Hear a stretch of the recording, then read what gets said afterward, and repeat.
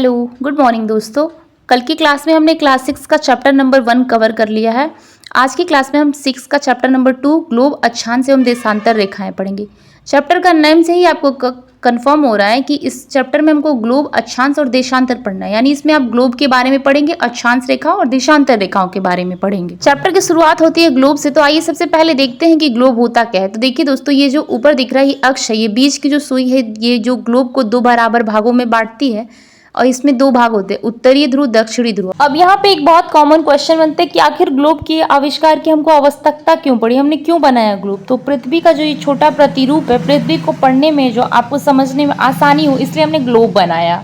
तो चलिए शुरू करते हैं। पिछले अध्याय में आप पढ़ चुके हैं कि हमारी पृथ्वी गोलाकार नहीं है। पृथ्वी क्या है? गोलाकार नहीं है। यह उत्तर एवं दक्षिणी ध्रुव पर थोड़ी चपटी तथा मध्य में थोड़ी उभरी हुई है। उत्तर एवं दक्षिण ध्रुव पर पृथ्वी क्या है? चपटी है। टीआरई 1 में यहाँ एक डायरेक्ट क्वेश्चन था कि पृथ्वी की आकृति क्या है। तो पृथ्वी की आकृति क्या हो जाएगी? भू-आभ। पृथ्वी की आकृति भू-आभ। क्या आप कल्पना कर सकते हैं कि ये कैसी दिखती है? इस संबंध में जानकारी प्राप्त करने के लिए आप अपनी कक्षा में सावधानी पूर्वक ग्लोब को देखिए।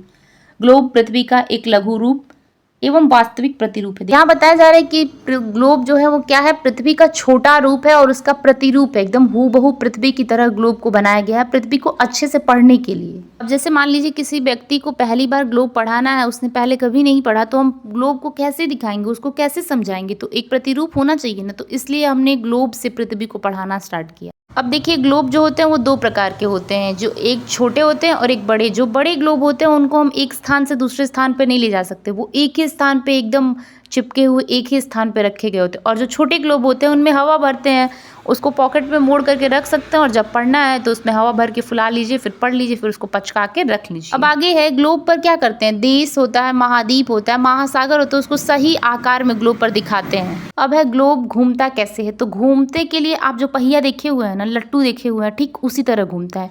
या फिर वो जो स्वेटर बुनने वाली जो लंबी लंबी पतली पतली सुई के आकार की नहीं होती हैं, उनको ले लीजिए और एक आलू ले लीजिए, उसमें आलू को धंसा लीजिए, उसके बाद आलू को घुमाइए।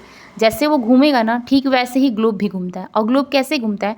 पश्चिम से पूरब घुमा लीजिए या फिर पूरब से पश्चिम, क्योंकि उत्तर और दक्षिण पे तो वो ध्रुवों से लगा होता है, पूर्व पश्चिम फ्री होता है, पूरब पश्चिम वो घूमता है। आइए आगे देखते हैं। पृथ्वी के समान किसी गोले पर किसी बिंदु की स्थिति का वर्णन करना कठिन है। अब प्रश्न यह उठता है कि इस पर किसी स्थान की स्थिति आखिर बताई कैसे जा सकती है। इसके लिए हमें कुछ बिंदुओं एवं रेखाओं के संदर्भ की आवश्यकता होगी। आप देखेंगे कि एक सुई ग्लोब में झुकी हुई अवस्था में किस तरह होती है, जिसे अक्ष कहते हैं। ग्लोब पर वे दो बिंदु जिनसे होकर सुई गुजरती है अक्ष कहलाता है। देखिए, जहाँ से जुड़ा हुआ है ना, यही अक्ष है। ग्लोब पर वे दो बिंदु जिनसे होकर सुई गुजरती है उत्तर तथा दक्षिण ध्रुव है। ग्लोब को इस सुई के चारों ओर पृथ्वी की भांति पश्चिम से पूर्व की ओर घुमाया जा सकता है, लेकिन याद रखें इन दोनों में ही एक अंतर है। पृथ्वी पर वास्तव में ऐसी कोई सुई नहीं होती, यह अपने अक्ष पर चारों ओर घूमती है, जो एक काल्पनिक रेखा है। यह काल्पनिक रेखा भी ग्लोब को दो बराबर भागों में बांटती है। तो अभी पीछे मैंने आपको बताया कि ग्लोब में ये जो बीच की सुई होती है, ये जो जहाँ से जुड़ा हुआ है, ये सुई से ये जो है ग्लोब को दो बराबर भागों में बांटती है। और ये क्या होती है? काल्पनिक रेखा होती है। देखिए, ये जो लाइन दिखाई दे रही है ना, रेड रेड में बना रही हूँ, यही है काल्पनिक रेखा। ये दो बराबर भागों में क्या करती है? ग्लोब को बांटती है। एक बहुत ज़्यादा ईजी और एकदम मतलब बढ़िया क्वेश्चन ये बनता है इसमें कि जो ग्लोब है वो किस दिशा में घूमता है। तो या तो आप उसे पूरब से पश्चिम घुमा सकते हैं, इधर से इधर, या फिर इधर से इधर। तो ग्लोब किस दिशा में घूमता है? पूरब से पश्चिम या फिर पश्चिम से पूरब। और ये उत्तर से दक्षिण दिशा में इसमें लगी होती है काल्पनिक रेखा, यहाँ अक्ष से होता है, इससे ये घूमता है। ठीक है, एक क्वेश्चन ये याद रखने लायक है, ग्लोब किस दिशा में घूमता है? तो पूरब से पश्चिम घूमता है या पश्चिम से पूरब। पृथ्वी के उत्तर में स्थित आधे भाग को उत्तरी गोलार्ध कहते हैं और आधे भाग में स्थित दक्षिण भाग को दक्षिणी गोलार्ध कहा जाता है। ये दोनों बराबर के आधे भाग होते हैं। इस प्रकार विषुवत वृत्त पृथ्वी पर एक काल्पनिक वृत्त बनाती है एवं यह पृथ्वी एवं विभिन्न स्थानों की स्थिति बताने का सबसे महत्वपूर्ण संदर्भ बिंदु है। विषुवत वृत्त से ध्रुवों तक स्थित सभी समांतर वृत्तों को अक्षांश रेखाएं कहा जाता है। अक्षांशों को किसमें मापते हैं? अंश में। और अक्षांश रेखाओं को ही समांतर रेखाएं भी कहते हैं। यहाँ एक छुपा हुआ क्वेश्चन था कि अक्षांशों को किसमें मापते हैं? अंश में। और अक्षांश रेखाओं को और क्या कहते हैं? समांतर रेखाएं। विषुवत वृत्त शून्य अंश अक्षांश को दर्शाती हैं। विषुवत वृत्त किसको दर्शाती हैं? शून्य अक्षांश को। ये जो बीच में विषुवत वृत्त खींचा गया है ना, ये जो कर्व रेखा खींची गई है विषुवत वृत्त, ये किसको दर्शाती है? तो 0 डिग्री अक्षांश को दर्शाती है। तो आप सबसे एक रिक्वेस्ट है कि अगर आपको ये वीडियो अच्छी लगी तो एक लाइक करने में आपका कुछ नहीं जाता, प्लीज मेरी वीडियो को लाइक कर दें। चलिए आइए आगे बढ़ते हैं। विषुवत वृत्त 0 अंश अक्षांश को दर्शाती है। चूंकि विषुवत वृत्त से दोनों तरफ ध्रुवों के बीच की दूरी पृथ्वी के चारों ओर वृत्त का 1/4 है, अतः इसका माप 360 अंश का 1/4 यानी 90 अंश। इस प्रकार 90 अंश उत्तरी अक्षांश उत्तर ध्रुव को दर्शाता है तथा 90 अंश दक्षिणी अक्षांश दक्षिण ध्रुव को। जब जो 90 अंश का उत्तर अक्षांश होता है वो किसको दर्शाता है? उत्तरी ध्रुव को। और जो 90 अंश का दक्षिण अक्षांश होता है वो किसको दर्शाता है? दक्षिणी ध्रुव को। इस प्रकार विषुवत वृत्त के उत्तर की सभी समांतर रेखाओं को उत्तरी अक्षांश कहा जाता है। विषुवत वृत्त के दक्षिण सभी स्थित समांतर रेखाओं को दक्षिणी अक्षांश कहा जाता है। इसलिए प्रत्येक अक्षांश के मान के एक के साथ उसकी दिशा यानी उत्तर या दक्षिण को लिखा जाता है। सामान्यतः इसे उत्तर या दक्षिण अक्षर से व्यक्त किया जाता है। उत्तर को यानी ऊ बना के और बीच बाद में शून्य लगाते हैं, दक्षिण यानी द बना के बीच में शून्य लगाते हैं। ठीक, उदाहरण के लिए महाराष्ट्र में चंद्रपुर एवं ब्राजील जो कि अभी दक्षिण अमेरिका में है में बेलो होरिजोंटे दोनों एक ही अक्षांश 20 अंश पर स्थित है, लेकिन चंद्रपुर विषुवत वृत्त के 20 अंश उत्तर में एवं बेलो होरिजेंटो विषुवत वृत्त के 20 अंश दक्षिण में स्थित है। अक्षांश पर तथा बेलो होरिजोंटो 20 अंश दक्षिण स्थान पर स्थित है। चित्र 2.2 से स्पष्ट है। जैसे जैसे हम विषुवत वृत्त से दूर जाते हैं अक्षांशों का आकार घटता है। ये जो बीच में विषुवत वृत्त होता है, जैसे जैसे आप इससे दूर इधर जाएंगे तो क्या होगा? ये बीच की दूरी ये धीरे धीरे कम होगी। ठीक है, अक्षांशों से जब विषुवत वृत्त से आप दूर जाएंगे तो क्या होगा? अक्षांशों का जो आकार होता है वो अपने आप ये आकार बीच बीच में का क्या होगा?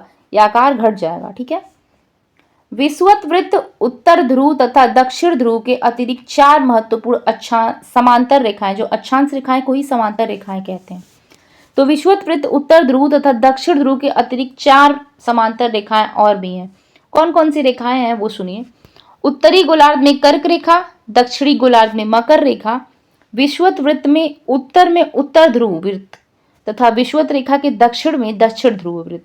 ठीक है, ये 4 और अतिरिक्त रेखाएं हैं। कौन कौन सी? उत्तरी गोलार्ध में कौन सी होगी? कर्क रेखा। दक्षिणी गोलार्ध में कौन सी होगी? तो मकर रेखा। और जो कर्क रेखा है और मकर रेखा है वो कितनी अंश पे होगी? तो कर्क रेखा जो होगी 23 सही 1/2 उत्तरी और मकर रेखा 23 सही 1/2 दक्षिणी। ठीक, आगे चलिए आगे देखते हैं।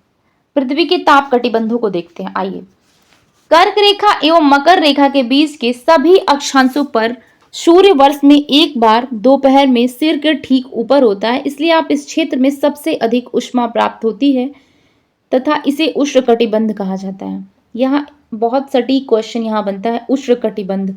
ये आपको ना इसमें कथन वाले जो क्वेश्चन आते हैं वो क्वेश्चन इसमें से घुसा करके पूछता है। जो कर्क रेखा और मकर रेखा होती है उसके जितने भी अक्षांश होते हैं सभी अक्षांशों पर साल में एक बार सूर्य एक बार साल में एकदम ठीक के सिर के ठीक ऊपर होता है। जब सूर्य ठीक ऊपर होगा तो जाहिर सी बात है गर्मी होगी, उष्मा ज़्यादा होगी, तो इन्हीं को क्या बोलते हैं? उष्णकटिबंध कहा जाता है। ठीक है, आगे चलते हैं। कर्क रेखा तथा मकर रेखा के बाद किसी भी अक्षांश पर दोपहर या सूर्य कभी भी सिर के ऊपर नहीं होता। ध्रुव की तरफ सूर्य की किरणें तिरछी होती हैं। इस प्रकार उत्तरी गोलार्ध में कर्क रेखा एवं उत्तर ध्रुव तथा दक्षिणी गोलार्ध में मकर रेखा एवं दक्षिण ध्रुव वृत्त के बीच वाले क्षेत्र का तापमान मध्यम रहता है, इसलिए इन्हें शीतोष्ण कटिबंध कहा जाता है। कर्क रेखा होती है और मकर रेखा होती है ना, सिर्फ उन्हीं के अक्षांशों पर सूर्य ठीक सिर के ऊपर होता है, बाकी और कहीं पे भी सूर्य ठीक सिर के ऊपर नहीं होता और सभी जगहों पे एंगल थोड़ा सा टेढ़ा डेविएट होके बनता है। तो जाहिर सी बात है जब सूर्य सर के ठीक ऊपर नहीं होगा तो गर्मी थोड़ा सी उष्मा वहाँ कम मिलेगी, तो वहाँ का टेम्परेचर थोड़ा सा कम होगा, मेंटेन होगा, तो उस क्षेत्र को क्या कहेंगे? उष्णकटिबंध नहीं, शीतोष्णकटिबंध क्षेत्र। ठीक है, शीतोष्णकटिबंध क्षेत्र। ये आपको फिगर के माध्यम से देखते हैं और समझते हैं। देखिए ये जो फिगर में दिखाया हुआ जो एक सीधी लंबी लाइन है ना, यही कर्क रेखा और मकर रेखा सीधी पड़ेगी। बाकी ये जो डेविएट करके बनी हुई है यहाँ पे सूर्य ठीक सिर के ऊपर नहीं होगा। जो बीच वाली रेखा है वहाँ पे सूर्य सिर के ठीक ऊपर होगा, यहाँ सबसे ज़्यादा गर्मी होगी, इसको क्या बोलेंगे? उष्णकटिबंधी। और जो बगल वाला है इसको जो बगल बगल में है यहाँ के, इसको क्या बोलेंगे, शीतोष्णकटिबंधीय। आइए चलिए आगे चलते हैं, देशांतर रेखाओं को देखते हैं। देशांतर रेखाएं क्या होती हैं। तो देखिए, किसी स्थान की स्थिति को बताने के लिए उस स्थान के अक्षांश के अतिरिक्त कुछ और जानकारियों की आवश्यकता भी होती है। आप देख सकते हैं कि प्रशांत महासागर में स्थित टोंगा द्वीप एवं हिंद महासागर में स्थित मॉरिशस द्वीप एक ही अक्षांश 20 डिग्री दक्षिण पर स्थित है। उनकी सही स्थिति जानने के लिए यह पता करना होगा कि उत्तर ध्रुव को दक्षिण ध्रुव से जोड़ने वाली संदर्भ रेखा से पूर्व या पश्चिम की ओर इन स्थानों की दूरी कितनी है। इस संदर्भ रेखाओं को देशांतरी यामोत्तर कहते हैं। क्या कहते हैं? देशांतरी यामोत्तर। तथा उनके बीच की दूरी को देशांतर के अंशों में मापा जाता है। देशांतर यामोत्तर के बीच की दूरी को किसमें मापा जाता है? तो किसमें मापा जाता है? देशांतर अंशों में मापा जाता है। ठीक, चलिए आगे बढ़ें। प्रत्येक अंश को मिनट में तथा मिनट को सेकंड में विभाजित किया जाता है। ये अर्धवृत्त हैं तथा उनके बीच की दूरी को ध्रुवों की तरफ बढ़ने पर घटती है एवं ध्रुवों पर शून्य हो जाती है तथा सभी देशांतर यामोत्तर आपस में मिलती हैं। यानी जब ध्रुवों से दूर जाएंगे तो उनकी दूरी बीच की क्या होगी? घटेगी, और जब ध्रुवों पर पहुंच जाएंगे तो क्या होगी? दूरी एकदम शून्य हो जाएगी। यहाँ आपसे मैं एक क्वेश्चन पूछती हूँ, उसका जवाब आप मुझे दीजिए कि जो ये सभी यामोत्तर रेखाएं खींची गई हैं, ये सब कहाँ मिलती हैं? बताइए। ध्रुवों पर मिलती हैं। कहाँ पे? ध्रुवों पर। तो सभी यामोत्तर रेखाओं का मिलन कहाँ पर होता है? ध्रुवों पर होता है, और ध्रुवों पर मान कितना हो जाता है? शून्य हो जाता है। अक्षांश रेखाओं से भिन्न सभी देशांतरी यामोत्तरों की लंबाई समान होती है, इसलिए इन्हें सिर्फ मुख्य संख्याओं में व्यक्त करना कठिन था। तब सभी देशों ने निश्चय किया कि ग्रीनिच यानी ब्रिटिश, जहां राजकीय वेधशाला स्थित है, से गुजरने वाली यामोत्तर से पूर्व और पश्चिम की ओर गिनती शुरू की जाए। उस यामोत्तर को प्रमुख यामोत्तर कहते हैं। इसका मान कितना होता है? 0 डिग्री देशांतर। यहाँ से हम 180 डिग्री पूर्व या 180 डिग्री पश्चिम की गणना करते हैं। प्रमुख यामोत्तर तथा 180 यामोत्तर मिलकर पृथ्वी को 2 समान पूर्वी गोलार्ध तथा पश्चिम गोलार्ध में विभक्त करती हैं। इसलिए किसी स्थान के देशांतर के आगे पूर्व के लिए अक्षर पूर्व तथा पश्चिम के लिए अक्षर प का उपयोग करते हैं। यह जानना रोचक होगा कि 180 डिग्री पूर्व और 180 डिग्री पश्चिम यामोत्तर एक ही रेखा पर स्थित है।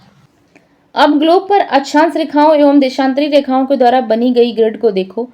आपको किस स्थान से अक्षांश एवं देशांतर की सही जानकारी हो तो ग्लोब पर आप इस स्थान का पता आसानी से लगा सकते हैं।